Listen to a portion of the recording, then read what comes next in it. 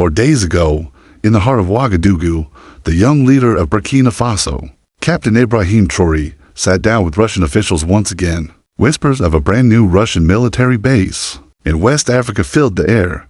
Some call it a dangerous game, others call it the dawn of a new era. But one question echoes louder than the rest.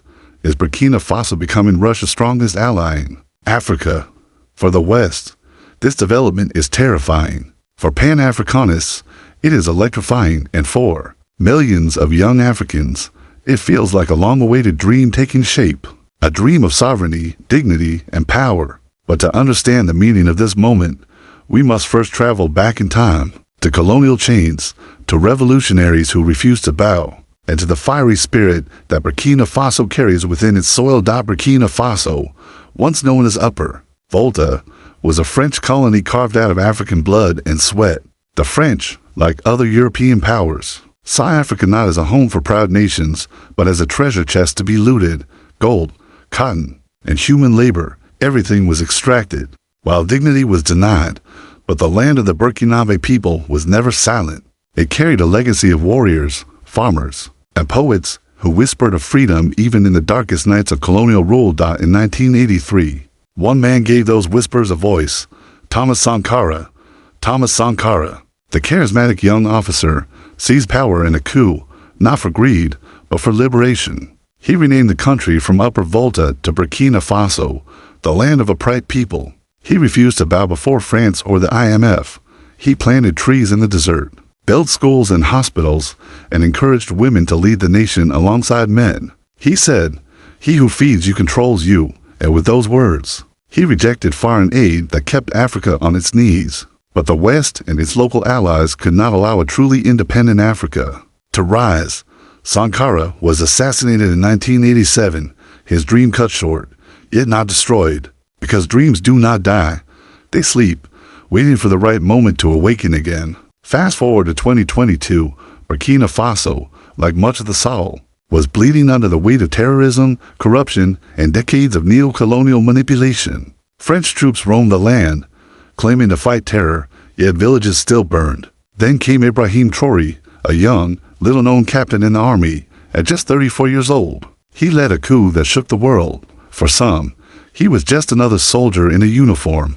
But for the Burkinabe youth, he became something far greater, a symbol of courage, of hope, of Sankara reborn, standing tall, with fiery eyes and a voice that carried conviction. Traoré told his people, "We are tired of being slaves. We will not kneel before anyone. Our destiny will be decided here, by us, for us." The crowd roared.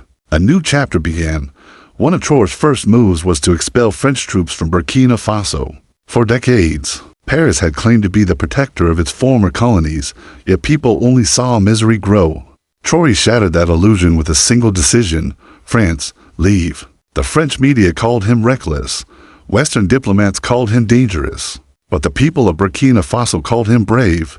And then, something extraordinary happened. His courage sparked a wildfire across the Sahel. Mali, Niger, and other nations began to turn away from France as well.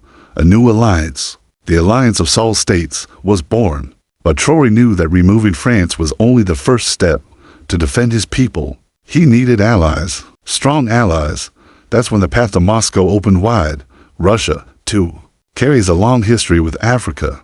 During the Cold War, the Soviet Union supported liberation movements from Angola to Ethiopia, often standing with Africans when the West turned its back. Now, decades later, as America and Europe struggle to hold on to influence, Russia has returned, not with chains of debt, but with offers of weapons, training, and partnerships. In 2023, Traoré traveled to Russia. He shook hands with President Vladimir Putin and signed agreements on defense and economic cooperation. By early 2024, Russian military instructors and paramilitary forces were already in Burkina Faso, helping train soldiers and secure villages. And now, in August 2025, news breaks of a possible Russian military base on Burkinabe soil. A Russian base in West Africa is not just another building with soldiers. It is a geopolitical earthquake for the West.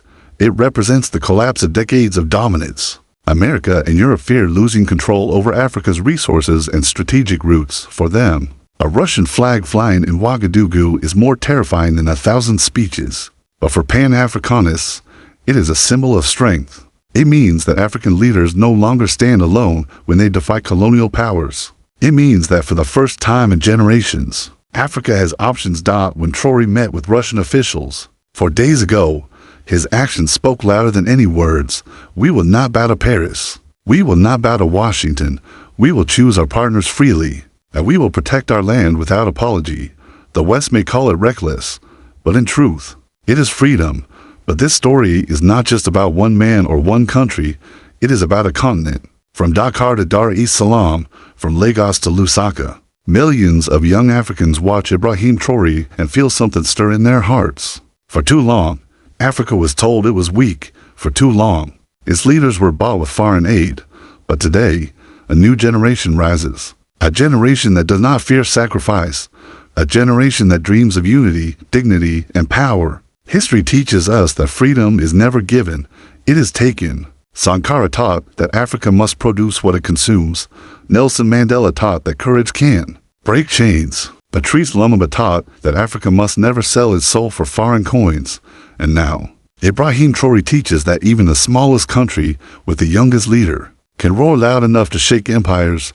Make no mistake, the road ahead will not be easy. The West will not let go quietly. Sanctions may come, media attacks will grow, enemies will rise, both within and beyond Burkina Faso. But history shows us something else. When a people decide to be free, no empire can hold them forever. So ask yourself this: what is happening in Burkina Faso today? Is it just politics? Is it just another military base? Or is it something greater? It is the rebirth of an idea, the rebirth of Africa's dignity.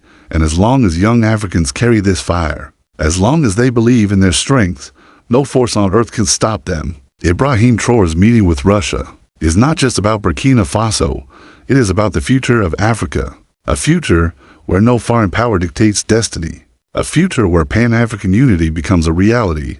The West will tremble, Pan-Africanists will rejoice, and history will remember that in 2025, in Ouagadougou, a small nation raised its voice and said, "We are free, and we will never kneel again."